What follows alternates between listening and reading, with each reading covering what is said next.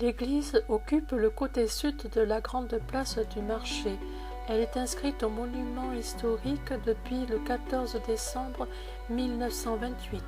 Elle a été érigée en collégiale par le pape Sixte IV en 1484. Selon la légende, un matin d'août 1325, les habitants de la Bastide, unis en assemblée, se demandaient où construire l'église. C'est alors que la neige se mit à tomber, recouvrant le sol d'un léger manteau blanc, à l'exception d'un endroit dessinant une croix. C'est évidemment sur ce lieu désigné que fut édifiée la première chapelle, et c'est pour cette raison que la fête de Notre-Dame-des-Neiges se situe le premier dimanche d'août.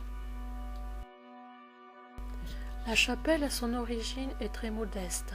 À son emplacement, il est donc décidé en 1444 d'entreprendre les travaux de l'église paroissiale.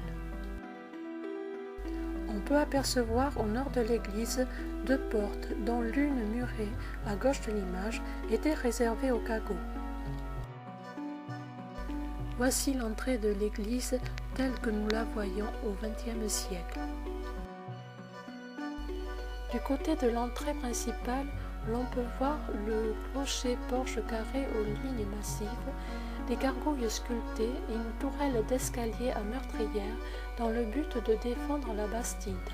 On remarque dans cette église deux styles, le gothique flamboyant de la flèche, puis mélange de styles roman, gothique et renaissance du restant de l'église. Le chœur.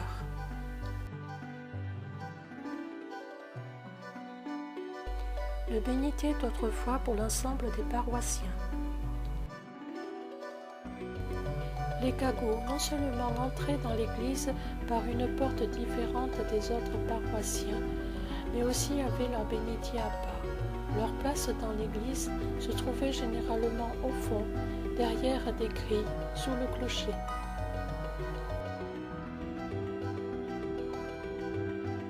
Les fonts baptismaux.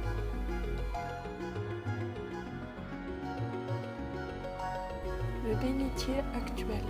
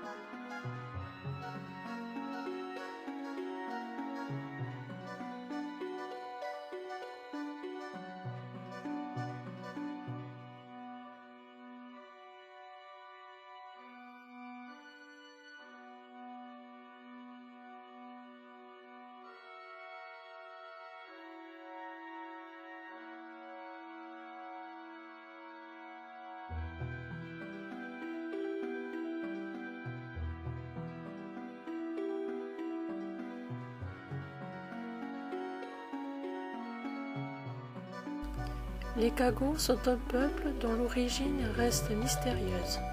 C'est un peuple qui connaît les pires méchancetés que l'on puisse imaginer. Mais ont-ils vraiment disparu? Non, ils sont toujours là parmi vous. Ils ont gardé longtemps le silence et le silence a été leur unique protecteur. Marie Diorite.